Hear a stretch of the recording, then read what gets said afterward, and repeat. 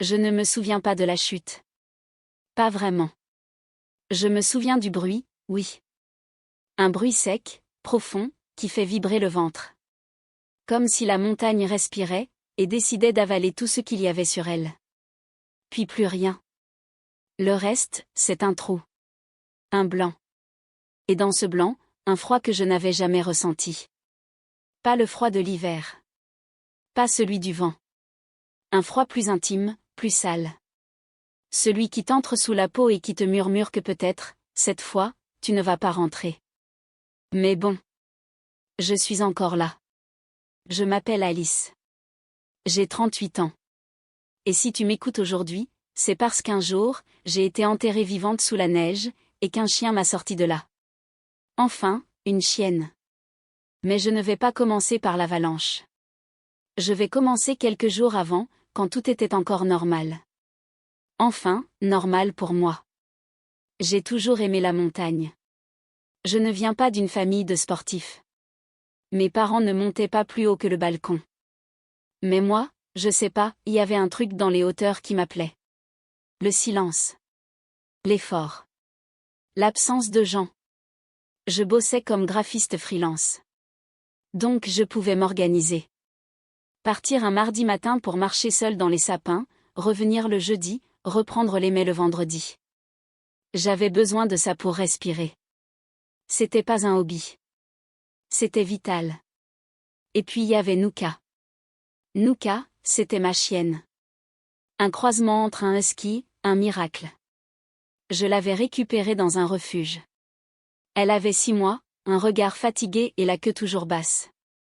Mais dès qu'on a fait les premières balades ensemble, j'ai compris. Elle avait besoin d'espace, de liberté. Comme moi. Elle ne me quittait jamais. Même à la maison, elle dormait au pied de mon lit. Elle m'attendait devant la salle de bain. Elle me regardait faire le café. Et en forêt, elle ouvrait la marche. Toujours. Sauf quand il y avait du brouillard. Là, elle ralentissait. Comme si elle savait qu'il ne fallait pas me lâcher. Le 14 février, j'avais décidé de faire une sortie solo. Rien de très risqué, une boucle que je connaissais bien, au-dessus de Valorcine. 700 mètres de dénivelé, 2 heures de montée, petit pique-nique en haut, et retour avant la tombée du jour. Il avait neigé la veille.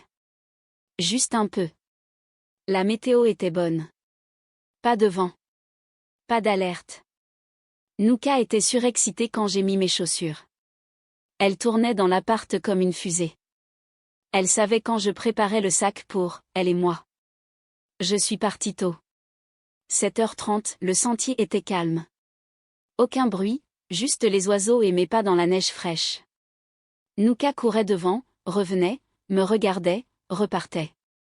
Moi, j'avançais tranquille. C'était le genre de jour où tout paraît simple. À 11h30, j'étais déjà presque en haut. Et c'est là que ça a basculé. Je ne peux pas dire ce qui a déclenché la coulée. Pas de craquement soudain. Pas d'avertissement. Juste, une sensation. Un grondement, sourd et lointain. Le genre de son que tu ressens avant de l'entendre vraiment. J'ai eu le temps de tourner la tête, de voir Nuka qui s'arrêtait net, et ensuite... Le monde s'est renversé. Je me suis fait happer. Emporter. Tiré vers le bas comme si quelqu'un m'attrapait par les chevilles. J'ai perdu mes bâtons. J'ai perdu mon sac. J'ai perdu l'air. J'ai cru mourir. Pas une peur théorique. Une certitude. Je me suis dit, c'est comme ça que ça finit. Et puis, plus rien. Le blanc total. Quand j'ai repris conscience, je ne savais pas où j'étais. Je ne voyais rien. J'avais mal à la tête. Je sentais mon bras gauche sous moi, coincé. Mon visage était à moitié couvert. Un trou d'air devant la bouche, minuscule. Je pouvais respirer, à peine. Je ne sentais plus mes pieds. Je ne savais pas combien de temps s'était écoulé. J'ai essayé de bouger. J'ai essayé de crier. Rien ne sortait. Et là, j'ai pensé à Nuka. J'ai pensé à ses yeux. Et je me suis dit, si elle est vivante, elle va me chercher. Et si elle me cherche? peut-être que j'ai une chance. Je ne pourrais pas dire combien de temps j'ai passé là, enterré. 1 heure? 3? 10 minutes? Sous la neige, le temps se déforme. Il n'a plus de logique. Il devient juste une attente floue, entre deux respirations courtes. Ce que je sais, c'est que mes pensées ne suivaient aucune suite logique. Je pensais à ma grand-mère. À un vieux pull que j'adorais. À une chanson débile que je n'aimais même pas, mais qui me tournait en boucle dans la tête. Et à Nuka. Toujours à elle. Je ne la voyais pas, bien sûr. Mais quelque part, je la sentais. Comme si un fil invisible nous reliait encore. J'ai eu un moment de panique. Un vrai. Le genre de moment où ton corps commence à te dire qu'il ne va plus tenir. Que c'est trop froid. Trop long. Que même respirer fait mal. Et à ce moment-là, j'ai failli abandonner. Je me suis dit, c'est bon. J'ai fait ce que j'ai pu. Si ça s'arrête là, eh bien, tant pis. Et c'est là que je l'ai entendu. Pas clairement. Pas fort. Mais, un bruit. Un petit frottement. Au début, je me suis dit que j'hallucinais. Mais ça s'est rapproché. Grattement. Pause. Grattement. Une sorte de grognement. Léger. Un souffle. Mon cœur s'est emballé. Et là, je l'ai su. C'était elle. Nuka. Je ne pouvais pas bouger, mais j'ai essayé de l'appeler. J'ai ouvert la bouche, tenté de former un son. Ce qui est sorti, c'était un souffle court, presque un gémissement. Mais ça suffisait. Elle a dû l'entendre. Le grattement s'est accéléré. Je ne sais pas combien de temps elle a creusé. Mais je sentais la neige vibrer au-dessus de moi. Je sentais des petits chocs. Des mouvements. Je retenais mon souffle à chaque bruit. C'était à la fois terrifiant et merveilleux. Parce que ça voulait dire qu'elle était là, vivante, fidèle, et qu'elle faisait ce que personne d'autre ne pouvait faire à cet instant, me chercher. Et elle me cherchait comme si sa propre vie en dépendait. Quand la neige s'est enfin ouverte, ce n'était pas comme dans les films. Pas un trou d'un coup. Pas une explosion de lumière. Non. Un peu de clarté. Puis un museau. Puis 2 yeux. Les yeux de Nuka. Jamais je n'oublierai ce regard. Elle m'a trouvé. Je n'ai pas pu parler. J'avais trop froid, trop mal. Mais je lui ai souri. Je crois. Je l'ai regardé comme j'aurais regardé un être humain qui m'aurait tendu la main dans l'eau. Elle a gémi. Un tout petit son, comme une question. Et ensuite, elle est partie. Je ne sais pas si elle comprenait vraiment, mais elle savait que j'étais là. Vivante. Et je crois qu'elle savait aussi ce qu'elle devait faire. Je l'ai entendue s'éloigner. Puis des aboiements. Nets. Forts. Elle appelait. Elle alertait. Elle faisait ce que je ne pouvais pas faire. Et puis, de nouveau, du silence. Un long silence. J'ai cru qu'elle ne reviendrait pas. Qu'elle s'était perdue. Qu'elle avait chuté. Qu'elle avait abandonné. Et c'est dans ce silence que j'ai compris ce que c'est, la peur. Pas la peur de mourir. La peur d'être oubliée. Mais elle est revenue. Je l'ai su avant même de l'entendre. Je l'ai senti dans l'air. Dans la neige. Dans le petit courant qui bougeait au-dessus de moi. Elle a recommencé à gratter. Mais pas seule, cette fois. Des voix. Des pas. Un cri. Là. Elle aboie ici. Et ensuite, tout est allé très vite. Des mains. Des pelles. Des ordres. La neige qui s'effondre au-dessus de moi. Une lumière. Et puis, des visages. On m'a sorti doucement. On m'a parlé. J'ai senti une couverture sur moi, puis des bras, puis une civière. Et Nuka. Toujours là. Toujours proche. Elle me léchait la main pendant qu'on m'emmenait. J'ai réussi à murmurer. Elle m'a trouvé. Une secouriste m'a regardé et a dit.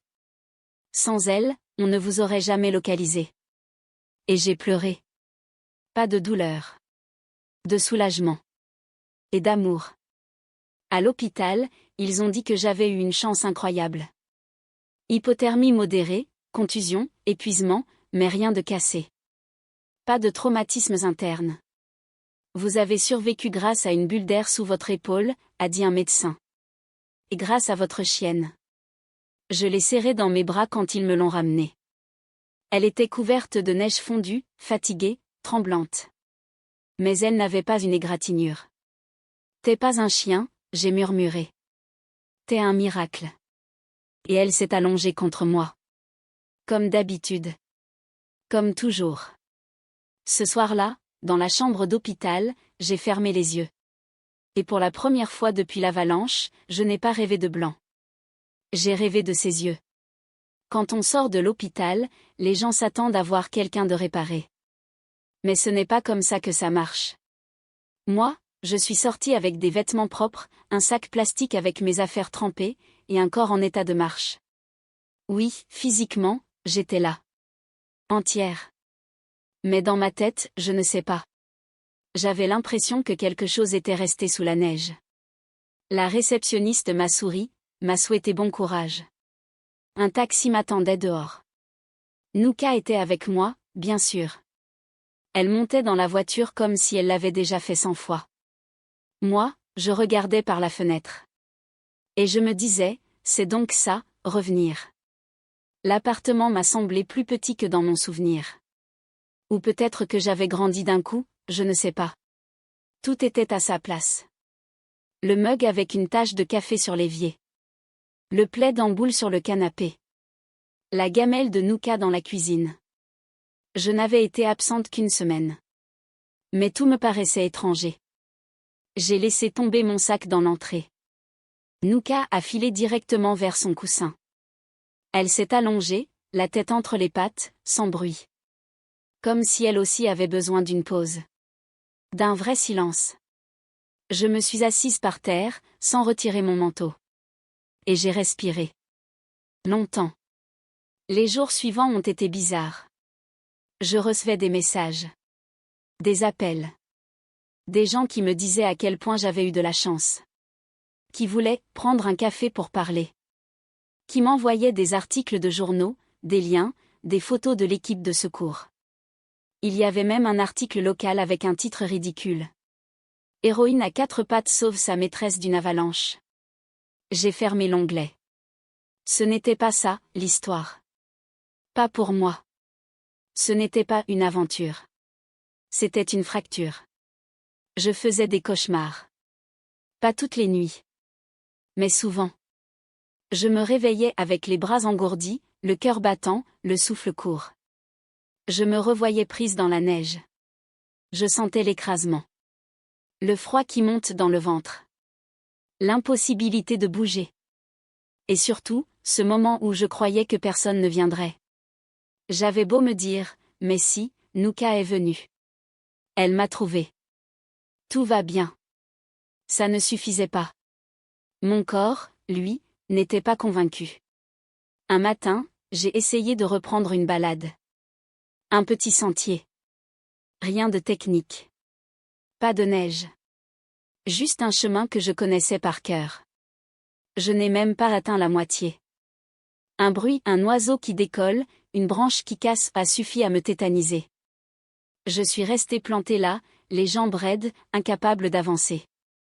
Nouka s'est arrêtée aussi. Elle s'est retournée, m'a regardée, puis s'est approchée. Elle a posé son museau contre ma cuisse. Pas un bruit. Pas un aboiement. Juste ce geste-là. Et j'ai fondu en larmes. Je suis rentrée ce jour-là avec un mal de tête atroce.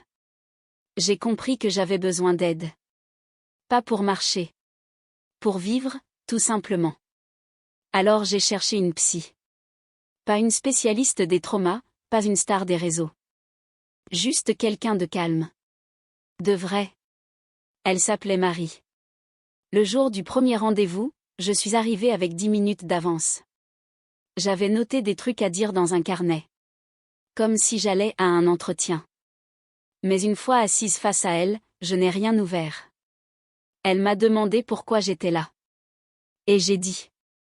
Je suis vivante, mais j'ai l'impression que je n'y arrive plus. Et elle a hoché la tête. Sans jugement. Juste avec cette attention qui donne envie de continuer. Les premières séances ont été dures. Pas à cause de ce que je racontais. Mais à cause de ce que je ne savais pas encore formuler. La culpabilité, par exemple. Je disais, je sais que j'ai eu de la chance. Mais au fond, je me demandais, pourquoi moi? Pourquoi pas un autre? Et si Nouka était morte, et pas moi? Qu'est-ce que j'aurais fait de ça? Je me sentais injustement chanceuse. Et étrangement vide. C'est au bout d'un mois que Marie m'a posé la question qui a tout déclenché. Est-ce que vous avez remercié votre chienne? J'ai rigolé. Bien sûr. Tous les jours. Je la couvre de caresses. Je la traite comme une reine. Elle m'a souri, mais elle a insisté. Non, pas ça. Est-ce que vous lui avez parlé? Est-ce que vous lui avez dit ce que vous avez ressenti quand elle vous a trouvé? Et là, je n'ai plus su quoi dire. Parce que non. Je ne lui avais pas dit. Je n'avais pas mis les mots. Ce soir-là, je me suis assise par terre, face à elle. Elle m'a regardée, puis s'est approchée, s'est assise elle aussi. Et je lui ai parlé. Je lui ai dit que j'avais cru mourir. Que j'avais eu peur qu'elle ne revienne pas. Que je m'étais sentie toute petite, enfermée, et que je m'étais accrochée à l'idée d'elle comme à une corde. Je lui ai dit merci. Pas dans ma tête. À voix haute. Et elle m'a léché la main. Puis elle est allée dormir. Et moi, j'ai respiré plus profondément que je ne l'avais fait depuis longtemps. Après avoir parlé à Nouka ce soir-là, quelque chose s'est déplacé en moi. Pas un miracle, non. Je ne me suis pas levée le lendemain en dansant. Mais je sentais un peu moins de tension dans les épaules. Moins de vertige quand je fermais les yeux. C'était comme si j'avais ouvert une fenêtre dans une pièce fermée depuis des semaines. Marie m'avait dit un jour. Il faut transformer ce qui t'est arrivé en paroles. Sinon ça pourrit à l'intérieur. Alors j'ai commencé à écrire. Rien de littéraire. Des fragments. Des mots. Des images. Une phrase par-ci, une pensée par-là. Je ne cherchais pas à faire un récit. Je cherchais à sortir ce que mon corps gardait encore serré. J'ai acheté un cahier. Noir, simple. Je l'ai appelé « Après ». Et j'ai rempli les pages sans logique. Le bruit avant la neige. La peur de ne pas être retrouvé. Son museau, ses yeux, son silence. Je n'écrivais pas pour être lu. J'écrivais pour m'écouter. Et bizarrement, plus j'écrivais, plus j'arrivais à dormir. Les semaines passaient. Les balades devenaient plus longues. Moins douloureuses. Je ne remontais pas encore les sentiers que je connaissais d'avant, mais je testais. J'avançais. Je prenais le temps. Et surtout, je n'étais plus en colère contre moi-même. Pendant un moment, j'avais cru que le but c'était de redevenir comme avant. Mais c'était faux. Le but, c'était d'être là. Différente, peut-être. Mais présente. Et Nouka me montrait l'exemple tous les jours. Elle n'était plus aussi vive qu'avant. Elle avait vieilli d'un coup, j'avais l'impression. Peut-être à cause de l'avalanche. Peut-être juste parce qu'elle avait donné tout ce qu'elle avait. Elle marchait toujours devant, mais elle se retournait plus souvent. Comme si elle voulait vérifier que je suivais bien. Elle dormait plus. Mangeait un peu moins. Et moi, je l'observais avec un mélange de tendresse et d'inquiétude que je n'avais jamais ressenti pour aucun humain. Un matin, j'ai reçu un mail qui m'a bouleversée. C'était une professeure d'un lycée à Annecy. Elle m'expliquait qu'elle avait entendu parler de mon histoire par une amie, qu'elle avait lu les quelques extraits que j'avais postés sur un forum de randonnée, et qu'elle aimerait que je vienne parler à ses élèves. Pas pour raconter l'avalanche comme une aventure spectaculaire. Pour parler de ce que ça change. J'ai hésité. Longtemps. Mais quelque chose en moi disait, fais-le. Pas pour toi. Pour ceux qui, peut-être, ne savent pas encore qu'on peut survivre autrement. La salle était petite. Des chaises en cercle. 25 adolescents, entre 16 et 17 ans. Un prof assis au fond. Et moi, au milieu. avec Nuka couché à mes pieds. Je n'avais rien préparé. J'avais juste mon carnet. Et mon histoire. J'ai commencé doucement. Je leur ai parlé de la montagne. Du besoin de solitude. De ce jour précis. Du bruit. Du blanc. Du froid. Et d'elle. De Nuka. De ce lien invisible, de cette fidélité sans condition. De la peur après. Des cauchemars. Du silence qui suit. Et je les voyais, tous, me regarder sans détour. Pas comme une victime. Pas comme une héroïne. Juste comme quelqu'un qui raconte quelque chose de vrai. À la fin, une fille m'a demandé. Est-ce que vous lui en voulez un peu, à la montagne? J'ai répondu après un long silence. Non. Mais j'ai dû réapprendre à lui parler. Et elle a hoché la tête. Comme si elle comprenait. Une autre m'a dit. Ma sœur est morte dans un accident. Depuis, j'ai l'impression que je suis bloquée. Est-ce que ça passe, un jour? Et je n'ai pas menti. Non. Pas vraiment. Mais on apprend à bouger avec. Comme une pierre dans la poche. On la sent toujours, mais on continue de marcher. Quand je suis rentrée, j'ai trouvé un mot glissé sous ma porte. Écrit à la main. Je n'ai jamais su comment dire merci. Mais ton chien m'a donné envie de rester. Je suis restée longtemps devant cette feuille. Puis je me suis assise par terre. Nuka s'est approchée. Et je l'ai serrée fort. Pas parce qu'elle avait encore besoin de moi. Mais parce que moi, j'aurais toujours besoin d'elle. Après la rencontre au lycée, j'ai commencé à recevoir d'autres demandes. Des petits groupes. Des médiathèques. Des associations de maîtres chiens. Des gens qui me demandaient de venir, pas pour raconter un miracle, mais pour parler du lien. Du lien entre un humain et un animal quand il ne reste rien d'autre. Du lien qui sauve, parfois sans un mot. Au début, je disais non. Par peur. Par fatigue. Par pudeur aussi, je crois. Et puis un jour, je me suis surprise à répondre. D'accord. Mais je ne suis pas une conférencière. Je suis juste quelqu'un qui a vécu un truc un peu trop grand pour le garder pour soi. Ce jour-là, c'était dans une petite salle communale. Une vingtaine de personnes. Des gens simples. Des couples, des retraités, une mère avec son fils ado. Et un homme assis au fond, tout seul, avec un chien noir couché sous sa chaise. J'ai parlé de l'accident, de l'après, de la peur sourde, des nuits sans sommeil, des séances avec Marie. Et j'ai parlé de Nuka. Toujours elle. De son regard, de sa patience. De sa présence silencieuse, constante, bouleversante. Je ne me souviens plus de tout ce que j'ai dit. Mais à la fin, le garçon est venu me voir. Il devait avoir 15 ans, pas plus. Il m'a dit. Je crois que mon chien me comprend mieux que les gens. Et je lui ai répondu. C'est parce qu'il t'écoute vraiment. Il a souri, timidement. Puis il a posé sa main sur Nuka. Et elle s'est laissée faire. Bien sûr. Quelques jours plus tard, j'ai reçu une proposition étrange. Une association qui travaillait avec des chiens de thérapie m'invitait à passer quelques jours dans leur centre, pour observer, selon leurs mots. Pas pour intervenir. Juste pour voir. Pour comprendre. Pour apprendre peut-être. Je n'avais jamais pensé que Nuka puisse être autre chose que Nuka. Ma chienne. Mon double. Mon abri. Mais l'idée m'a touchée. Alors on y est allé. C'était à la campagne. Une ancienne ferme reconvertie en centre de médiation animale. Calme, simple, accueillante. On m'a logé dans une chambre sobre, avec vue sur les champs. Nuka a tout de suite trouvé sa place, couchée près du radiateur, tranquille. Le lendemain matin, j'ai observé une séance.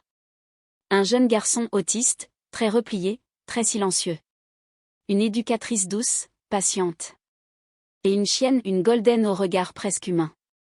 Le garçon ne parlait pas. Ne bougeait pas. Il fixait le sol. Puis la chienne s'est approchée. Lentement. Sans pression. Elle s'est couchée tout contre lui. Et il a posé sa main sur elle. Rien de spectaculaire. Mais j'ai senti l'air changer dans la pièce. Et j'ai compris. Il y a des choses que seules les bêtes savent faire. Créer un espace. Sans parler. Sans attendre. Juste être là. On m'a proposé de revenir. Pas pour former Nuka, elle était déjà âgée, un peu fatiguée. Mais pour intervenir avec elle. Pour témoigner. Pour accompagner. Pour être cette présence douce que parfois, les soignants seuls ne peuvent pas incarner. J'ai dit oui. Pas tout de suite. Mais oui. Pendant les mois qui ont suivi, on a partagé plusieurs moments forts. Une femme en fin de vie qui refusait de parler à qui que ce soit. Nuka s'est couchée à ses pieds, sans la toucher. Juste là. Et la femme, au bout d'une heure, a chuchoté. Elle comprend. Un adolescent dévasté par la perte de son père. Il venait aux séances sans rien dire, les poings fermés. Puis il a demandé s'il pouvait brosser Nuka. Il a passé 30 minutes à peigner son poil, sans un mot. Et en partant, il m'a dit. J'avais oublié que j'étais capable de faire du bien. Une petite fille qui venait d'un foyer. Très agitée. Très craintive. Elle est venue s'asseoir à côté de nous.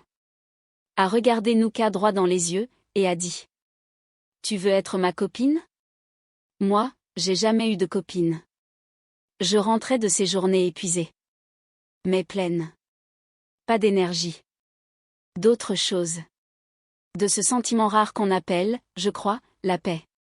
Je ne parlais pas à Nuka comme à une collègue. Mais parfois, je lui disais. T'as vu ce que t'as encore fait aujourd'hui? Elle bâillait. S'étirait. Et je sentais qu'elle savait. Qu'elle n'avait rien à prouver. Qu'elle se contentait d'être ce qu'elle était. Et que ça suffisait. Un soir, alors que je rangeais mes affaires, j'ai trouvé l'ancien carnet. Celui d'après l'avalanche. Les premières pages grattées. Les mots tremblants. Je les ai relus. Certains me paraissaient loin. D'autres encore trop proches. Mais surtout, j'ai pensé, tu vois, t'as tenu bon. Pas parce que j'étais forte. Mais parce que je n'avais pas été seule. Et ça, je ne l'oublierai jamais. Un matin d'automne, je me suis réveillée sans cette sensation de poids dans la poitrine. C'était la première fois depuis longtemps. Je ne dis pas que tout allait bien. Je dis simplement que, ce jour-là, j'ai ouvert les yeux sans appréhension. J'ai regardé Nuka, toujours roulée en boule au pied du lit, et je me suis dit, on est encore là. Et c'était assez. La routine avait changé. Je ne faisais plus les longues randonnées d'avant. Je ne cherchais plus les sommets. Mais je marchais chaque jour. Toujours avec Nuka. Parfois loin. Parfois juste autour du lac. Elle avait ralenti. Elle s'arrêtait plus souvent. Je l'attendais. On allait à son rythme. C'était devenu une forme de danse entre nous. Une lenteur volontaire. Une présence attentive. Parfois, je parlais toute seule. Je lui racontais mes pensées, mes doutes, mes souvenirs. Je savais bien qu'elle ne comprenait pas tout. Mais elle m'écoutait. Avec ce regard fixe, profond, un peu fatigué mais toujours doux. Et parfois, on ne disait rien. Et c'était encore mieux. Un jour, Marie, ma psy, m'a demandé. Est-ce que tu te sens guérie? J'ai réfléchi. Longtemps. Puis j'ai répondu. Non. Mais je me sens vivante. Elle a souri. Et c'est quoi la différence, pour toi? Guérie, ça voudrait dire que c'est fini. Vivante, ça veut dire que ça bouge encore. Elle a noté quelque chose dans son carnet. Puis elle a ajouté. Tu ne pourrais pas dire ça si tu étais encore sous la neige, Alice. Et elle avait raison. Ce même mois, j'ai été invitée à témoigner dans un podcast. Une journaliste que je connaissais un peu. On devait parler de résilience, de lien humain-animal, de reconstruction. J'avais peur de tomber dans le cliché. Le récit héroïque. La mise en scène. Mais elle m'a dit. Parle comme tu veux. Dis juste ce qui est vrai pour toi. Alors j'ai raconté. Le froid. La peur. Le museau de Nuka. Les nuits d'après. Les mots qu'on ne trouve pas. Les gestes qui réparent. Et puis j'ai dit cette phrase, sans y penser. Elle ne m'a pas sauvée une fois. Elle me sauve un peu tous les jours. La journaliste n'a rien dit tout de suite. Elle m'a juste regardée, émue. Et j'ai compris que je n'étais pas la seule à savoir ce que ça voulait dire. Après l'épisode, les messages ont afflué. Beaucoup de femmes. De tous âges. Certaines me parlaient de leur chien. D'autres de leur traumatisme. De leur silence. De leur corps gelé, longtemps. De ce qu'elles n'avaient jamais dit à personne. Et toujours, cette phrase qui revenait. Merci de ne pas l'avoir racontée comme une victoire. Parce que ce n'en était pas une. Pas au sens habituel. Ce n'était pas un trophée. C'était une cicatrice vivante, que j'avais choisi de ne plus cacher. Un jour, j'ai reçu une lettre. Pas un mail. Une vraie lettre. Écrite à la main, sur du papier crème. Je m'appelle Inès. J'ai 52 ans. J'ai perdu mon mari en montagne il y a 10 ans. Je n'ai jamais pu en parler. Pas comme il faut. Vous l'avez fait pour moi, sans le savoir. Et je vous en remercie. Sincèrement. J'ai relu cette phrase plusieurs fois. Et j'ai pensé, peut-être que c'est ça, la vraie réparation. Pas de revenir en arrière. Mais d'ouvrir un espace pour que d'autres puissent avancer. Ce soir-là, j'ai cuisiné un peu mieux que d'habitude. J'ai mis de la musique. J'ai laissé la fenêtre entr'ouverte. Il faisait frais. Nuka s'est approchée, comme toujours. J'ai partagé un morceau de pain avec elle. On a dîné dans le silence. Puis je me suis levée. J'ai attrapé un vieux pull. Et je lui ai dit. Demain, on retourne là-haut. Elle a redressé la tête. Ses yeux brillaient. D'une lumière discrète. Comme si elle comprenait ce que ça voulait dire. Pas un exploit. Juste un retour. Un retour vers ce qui avait fait mal, mais qui faisait aussi partie de moi. Je n'ai rien dit à personne. Pas par honte. Pas par secret. Juste parce que ça devait être entre elle et moi. J'ai préparé le sac comme avant. Mais sans pression. Une gourde. Une écharpe. 2 biscuits. Et un petit tapis pour qu'elle puisse se reposer. Nuka dormait encore sur son coussin quand j'ai enfilé mes chaussures. Mais dès que j'ai touché sa laisse, elle a ouvert un œil. Puis elle s'est levée. Lentement. D'un pas un peu raide, mais décidé. Elle avait compris. Ce n'était pas une balade. Ce n'était pas un entraînement. C'était un retour. La route jusqu'au départ du sentier était calme. Un samedi de fin d'automne. Peu de monde. Le ciel était bas, mais pas menaçant. Il y avait juste ce silence que j'aimais, pas celui de l'absence, mais celui de la présence discrète du monde. Des arbres. Du vent. Des pierres immobiles. Je suis sortie de la voiture. J'ai pris une grande inspiration. Et j'ai regardé autour. Tout était à sa place. Mais moi, j'étais autre. Au début, j'ai marché lentement. Je sentais mon corps hésitant. Mes jambes se souvenaient. Mon souffle aussi. Pas de panique, pas d'angoisse, mais une tension flottante. Comme un fil tendu. Une attente. Et puis, pas à pas, le paysage a commencé à m'absorber. Les feuilles mortes. Les traces dans la terre. Le craquement des brindilles. Nuka marchait à mes côtés, parfois un peu devant, parfois un peu derrière. Elle ne tirait pas. Elle attendait. C'était notre rythme à nous. On est passé devant le petit pont de bois. Devant la souche où j'avais l'habitude de m'asseoir avant. Et là, je me suis arrêtée. Pas parce que j'étais fatiguée. Parce que mon corps a reconnu l'endroit. C'est ici qu'on avait pique-niqué ce jour-là. Ici que j'ai vu Nuka se figer. Juste avant le bruit. Je me suis assise sur la souche. Je n'ai pas pleuré. J'ai juste regardé autour. Écouté. Senti. J'ai fermé les yeux. Et j'ai laissé remonter tout ce qu'il y avait à remonter. Les images. Le froid. Le blanc. La peur. Et aussi, la force. L'instinct. La fidélité. Quand j'ai rouvert les yeux, Nuka était assise juste en face de moi. Ses yeux plantés dans les miens. Et j'ai murmuré. C'est ici, hein? Elle n'a pas bougé. Mais j'ai senti. Elle savait. On est resté là longtemps. À ne rien faire. À juste être. C'était ça, en fait, mon sommet à moi. Pas la ligne de crête. Pas le panorama. Mais ce point précis, où j'avais cru tout perdre, et où, en fait, tout avait commencé à changer. Je ne voulais pas réécrire l'histoire. Je voulais juste marcher à nouveau dans la même page. Et pouvoir la lire autrement. Quand on est reparti, il ne faisait pas encore nuit, mais le ciel se grisaillait. Je n'avais pas peur. C'était peut-être ça, la vraie victoire. Pas d'avoir marché. Mais d'avoir marché sans fuir. Nuka trottinait doucement. On a mis du temps à revenir à la voiture. Et alors que je rangeais mon sac, je l'ai regardée. Elle respirait fort. Elle était fatiguée. Et d'un coup, j'ai senti une petite panique. Elle vieillissait. Et je ne savais pas combien de temps encore j'aurais droit à ces moments-là.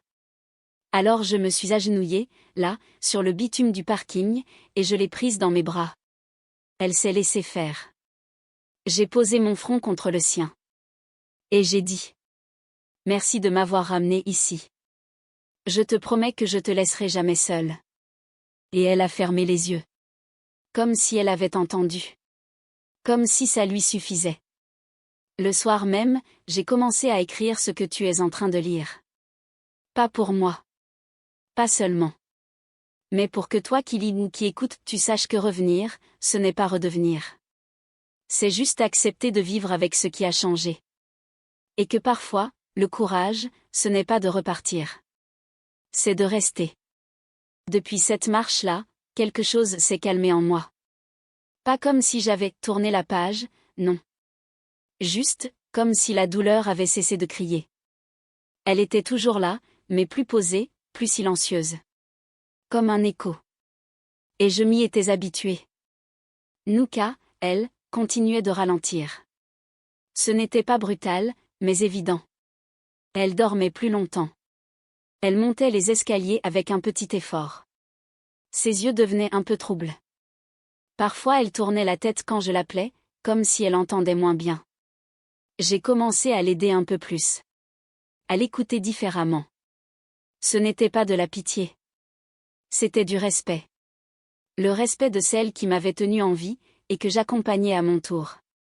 Il y avait une forme de douceur dans cette inversion des rôles. Les séances au centre continuaient, mais moins souvent. Je préférais garder Nuka tranquille, la préserver. Les enfants, les ados, les adultes venaient encore la voir, la caresser, lui parler. Mais maintenant, c'est moi qui réglais la durée. Je regardais sa posture, ses oreilles, son souffle. Dès qu'elle donnait un signe de fatigue, on s'en allait. Et personne ne discutait. Il savait. Il voyait. Elle était devenue presque une légende là-bas. La chienne qui a sorti sa maîtresse de la neige. Mais moi je savais que ce n'était pas le bon titre. Le vrai serait plutôt, celle qui est restée. Je l'ai emmenée un jour chez la vétérinaire pour un contrôle. Elle m'a regardé longuement après l'examen et m'a dit avec beaucoup de douceur, « Il faudra commencer à penser à la suite, Alice. » Pas tout de suite. Mais doucement. Je ne voulais pas entendre ça. Pas encore. Mais au fond, je savais. On le sait toujours. Elle ne souffrait pas. Elle mangeait. Elle sortait. Elle était encore là. Mais son corps disait doucement, bientôt. Et j'ai commencé à écrire plus vite. Plus souvent. Comme si je voulais tout poser sur le papier avant qu'elle parte. Pas pour figer. Mais pour ne pas oublier le rythme, le regard, les habitudes qu'on avait construites ensemble. Un matin, en me réveillant, je l'ai trouvée couchée contre moi, comme d'habitude. Mais son souffle était court. Elle m'a regardé avec un air que je n'avais encore jamais vu. Pas de douleur. Pas de peur. Juste un relâchement. J'ai compris. Je lui ai parlé tout doucement, tout au long de la journée. Je ne l'ai pas quitté. J'ai annulé tout ce que j'avais à faire. Je l'ai emmenée dehors un peu, portée sur mes genoux. Elle a fermé les yeux au soleil. Je crois que c'est ce qu'elle préférait, à la fin, le vent léger et le calme. Elle est partie la nuit suivante. Chez nous. Dans son coussin. En paix. Je ne vais pas décrire ça. Ce que j'ai ressenti. Ce que j'ai pleuré. Ce n'est pas nécessaire. Tu le devines. Ce que je veux dire, c'est qu'elle ne m'a pas laissée vide. Elle m'a laissée pleine. Pleine d'elle. De ce qu'on a vécu. De ce qu'on a traversé ensemble. Pleine de force, de mémoire, de patience. Et pleine de quelque chose de plus grand, que je n'ai jamais vraiment su nommer, mais que certains appellent amour, et d'autres simplement, présence. Je l'ai enterrée dans un endroit que je connaissais bien. Un coin de forêt, pas loin du sentier. Pas de pierre. Pas de nom. Juste un petit tas de feuilles et un silence habité. Et depuis, j'y retourne parfois. Pas souvent. Pas pour pleurer. Pour respirer. M'asseoir. Et écouter. Après son départ, l'appartement a changé de bruit. Il y avait du silence avant, bien sûr. Mais pas le même. Avant, c'était un silence doux, vivant, ponctué du bruit de ses griffes sur le parquet, de son souffle quand elle dormait, de sa gamelle qu'elle poussait du museau quand elle voulait plus. Maintenant, c'était un vide qui résonnait. Un silence fermé. J'ai eu envie de déplacer les meubles, de repeindre, de bouger quelque chose. Mais je n'ai rien fait. J'ai gardé ses affaires quelques jours, comme si elle allait revenir. Le coussin, la laisse, la gamelle. Puis j'ai tout lavé. J'ai plié le tissu doucement, comme si j'avais peur de le froisser. J'ai rangé le tout dans une grande boîte en carton. Pas un sanctuaire. Juste un espace à part, que je n'étais pas prête à refermer. Je ne savais pas trop quoi faire de mes journées, au début. Je continuais mes petits projets, mes réponses aux messages, mes rendez-vous avec Marie. Mais je le faisais à moitié. Comme si une partie de moi attendait toujours le moment de l'emmener dehors. Je me surprenais à tendre l'oreille. À vérifier l'heure pour les croquettes. À poser ma main sur le coussin vide, machinalement. Et puis un jour, j'ai recommencé à marcher seule. Pas très loin. Juste au bord du lac. J'y suis allée doucement, les mains dans les poches, le regard bas. Et quelque chose s'est passé. Je pensais que marcher sans elle serait une déchirure. Que chaque pas me rappellerait qu'elle n'était plus là. Mais ce n'était pas ça. En marchant, j'ai eu l'impression de la sentir marcher à côté de moi. Pas comme un fantôme, pas comme une hallucination. Comme une mémoire vivante. Une présence que mon corps connaissait par cœur. Comme si elle avait laissé une empreinte dans mon rythme, dans mes mouvements, dans mon souffle. Je me suis dit, elle ne m'a pas quittée. Elle a juste changé de forme. J'ai commencé à écrire sur elle tous les jours. Des souvenirs, des scènes, des sensations. Je ne voulais pas qu'elle disparaisse dans le flou. Je voulais me souvenir du son de ses pas dans l'escalier. De la façon dont elle m'observait quand je cuisinais. Du petit cri qu'elle faisait en dormant parfois. Je remplissais des pages entières. Et plus j'écrivais, moins j'avais peur d'oublier. Parce que j'avais compris quelque chose, on n'oublie pas ceux qui nous ont aimés entièrement. Ce qu'ils ont donné ne s'efface pas. Ça devient une couche de nous-mêmes. C'est à ce moment-là que j'ai reçu un message inattendu. Une maison d'édition qui m'avait contacté après la sortie du podcast me proposait de transformer mon récit en livre. Pas juste quelques textes sur Internet. Un vrai livre. Avec un titre. Une couverture. Un début, une fin. J'ai hésité. Je n'avais jamais eu l'intention d'en faire une œuvre. Ce n'était pas un projet. C'était ma vie. Mais ils ont insisté, avec beaucoup de respect. Ils m'ont dit, ce n'est pas un livre sur un chien. C'est un livre sur ce que c'est que tenir debout grâce à quelqu'un. Alors j'ai dit oui. Pas tout de suite. Mais j'ai dit oui. Le processus a été étrange. Relire tout ce que j'avais écrit, le remettre en ordre, couper, reformuler. C'était comme revivre tout ça avec une lumière différente. J'ai revu l'avalanche, les jours à l'hôpital, le retour à la maison, les nuits sans sommeil, les premières marches, les séances avec les enfants, les ados, les anciens. Et surtout, j'ai revu elle. Nouka. Du début à la fin. Sa joie, sa patience, sa vieillesse, son départ. C'était dur, parfois. Mais beau. Parce que je comprenais mieux ce que ça avait été, dans sa globalité. Le jour où j'ai rendu le manuscrit final, j'ai allumé une bougie. Pas pour faire un rituel. Juste pour la remercier, à ma manière. J'ai posé la bougie près de la boîte où j'avais rangé ses affaires. Et j'ai dit à voix basse, c'est ton livre aussi. Quelques semaines plus tard, j'ai reçu les épreuves. Sur la couverture, il y avait une photo. Pas une photo spectaculaire. Juste moi et elle, assises dans l'herbe, elle la tête sur ma jambe, moi qui regarde ailleurs. Le titre était simple, celle qui est restée. Je l'ai feuilleté sans chercher mes mots. Je l'ai lu comme si c'était une autre qui parlait. Et je me suis dit, si une seule personne lit ça et se sent moins seule, alors tout aura eu un sens. Quand le livre est sorti, j'ai reçu des centaines de messages. Des lecteurs, des lectrices, des gens seuls, des gens en deuil, des éducateurs, des mères, des filles, des hommes perdus, des enfants silencieux. Tous m'écrivaient pour me dire que quelque chose, dans cette histoire, leur avait fait du bien. Pas parce que c'était miraculeux. Parce que c'était vrai.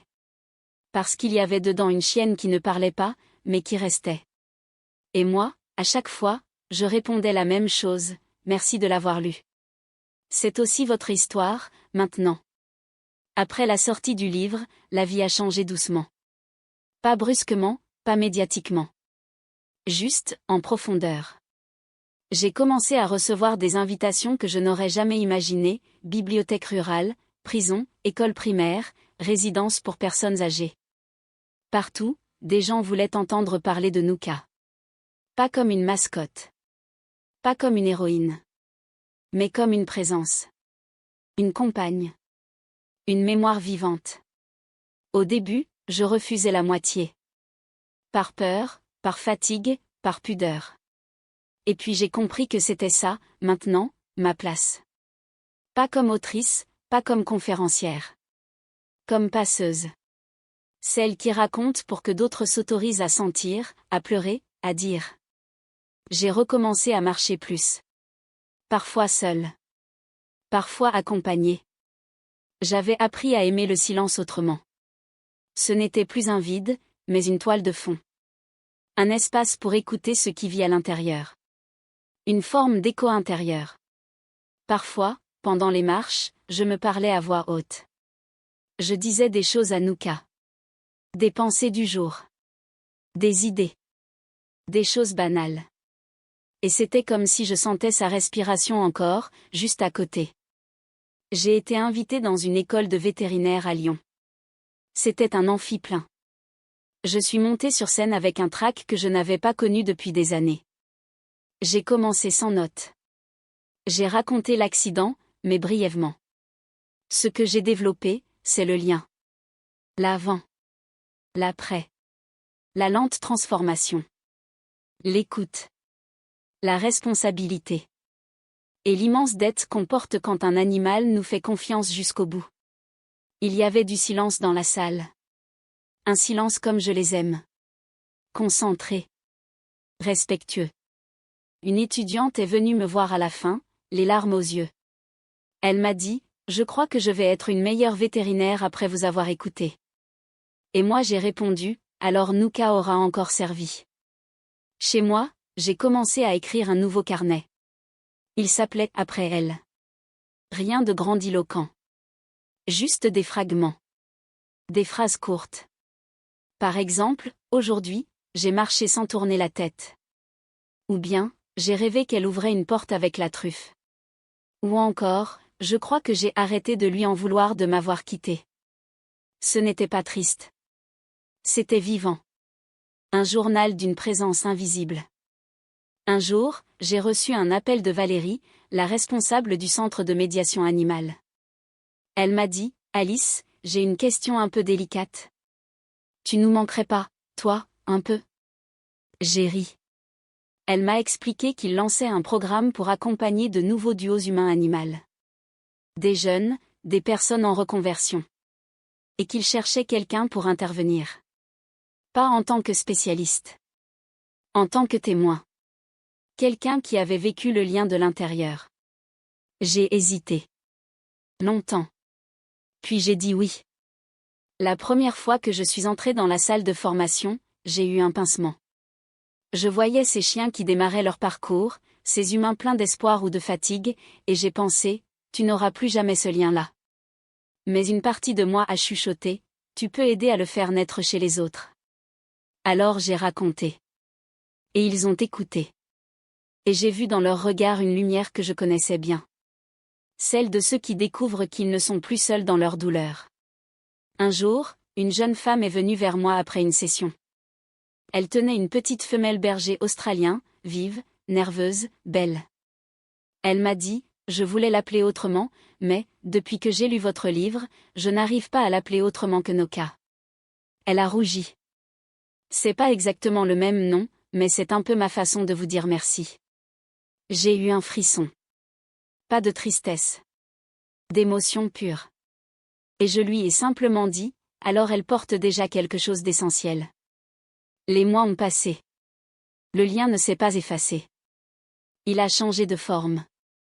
Parfois, j'ai encore des larmes. Pas parce qu'elles me manquent au quotidien.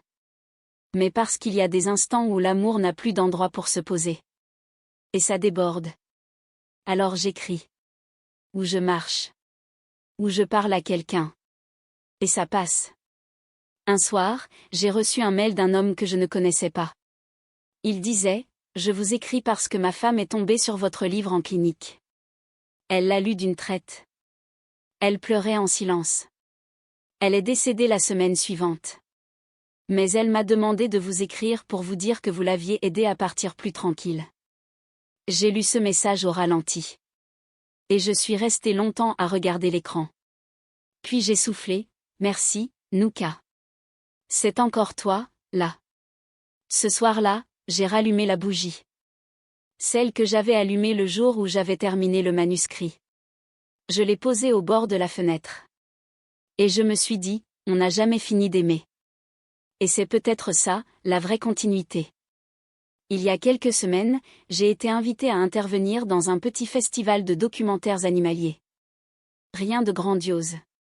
Juste des gens passionnés, un chapiteau planté dans un champ, des enfants qui couraient entre les bottes de paille, des stands de miel et de laine locale. On m'avait proposé une discussion avec le public après la projection d'un court-métrage sur les chiens de travail. J'étais censée raconter mon lien avec Nouka, et ce qu'il avait changé dans ma vie. Je n'avais rien préparé. Je n'en ai plus besoin maintenant. Je suis montée sur la petite estrade en bois. J'ai pris le micro. Et j'ai dit simplement, elle n'est plus là, physiquement. Mais tout ce que je fais depuis qu'elle est partie porte sa trace. J'ai raconté notre histoire en quelques mots. Le jour de l'avalanche. Le silence. Le museau. Les aboiements. Le retour. Et puis surtout, l'après. L'après elle. Les marches lentes. Les jeunes qu'on a accompagnés. Les gens qu'elle a fait parler sans ouvrir la bouche. Et j'ai terminé par cette phrase, presque sans y penser, c'est fou, tout ce qu'un animal peut réparer, quand on le laisse faire. À la fin, une petite fille s'est approchée. Elle tenait un carnet à la main. Elle m'a demandé si je pouvais dessiner Nouka. J'ai dessiné un trait simple. Une silhouette couchée, les oreilles pointées vers l'avant. Elle m'a dit, elle a l'air gentille. J'ai répondu, elle l'était. Et elle l'est encore. Juste différemment. Le soir, j'ai dormi dans une petite chambre d'hôte à 10 minutes de là. Une maison en pierre, calme, avec un jardin qui sentait le thym. Je me suis réveillée à l'aube. J'ai mis mes chaussures, sans y penser. J'ai pris une veste, ma gourde. Je suis sortie marcher. Il faisait encore frais. Personne sur les chemins. Juste moi, le bruit des pas dans l'herbe mouillée, et cette sensation douce de retrouver mon souffle. Je suis montée jusqu'à un vieux hêtre. Là, je me suis arrêtée. J'ai fermé les yeux. Et je lui ai parlé. Pas à voix haute. Pas dans ma tête. Quelque part entre les deux. Je lui ai dit, tu continues, tu sais. À travers ce que je fais. Ce que je dis. Ce que je donne. Et puis j'ai eu cette sensation étrange. Pas un frisson. Pas une voix. Juste une paix dense, très fine. Comme si tout était à sa place. Comme si, enfin, j'étais revenue là où il fallait. Je suis redescendue lentement. Et j'ai compris que tout ça, ce que j'avais vécu, ce que j'avais écrit, ce que j'avais transmis, ce n'était pas une histoire sur la mort. C'était une histoire sur la continuité. Sur ce qu'on laisse aux autres sans le savoir. Sur la façon dont un être même sans parole peut changer ton axe, ton souffle, ton regard. Aujourd'hui, je vis plus doucement. Je prends moins. Je donne plus. Je parle moins. Je regarde davantage. J'ai appris à faire silence à l'intérieur, pas pour me fuir, mais pour m'accueillir. Parfois, j'ai envie d'un autre chien. Puis je me dis que ce n'est pas encore le moment. Peut-être un jour. Mais pas pour combler. Pas pour remplacer. Pour prolonger. Pour transmettre autrement. Parfois, on me demande, qu'est-ce qui t'a sauvé, vraiment? Et je dis toujours la même chose, ce n'est pas qu'elle m'a sorti de la neige. C'est qu'elle m'a gardée vivante après. Et ça, je ne cesserai jamais de le dire. Ni de l'écrire. Parce que si tu es là, à lire cette dernière ligne, alors Nouka est encore là, quelque part entre nous. Si cette histoire vous a ému, si elle vous a rappelé quelqu'un que vous avez aimé, ou si vous croyez que le lien entre un être humain et un animal peut changer une vie, alors abonnez-vous à la chaîne. On continue ici à raconter ce que d'autres préfèrent taire, le vrai, le fragile, le profond. Et parfois, c'est tout ce dont on a besoin.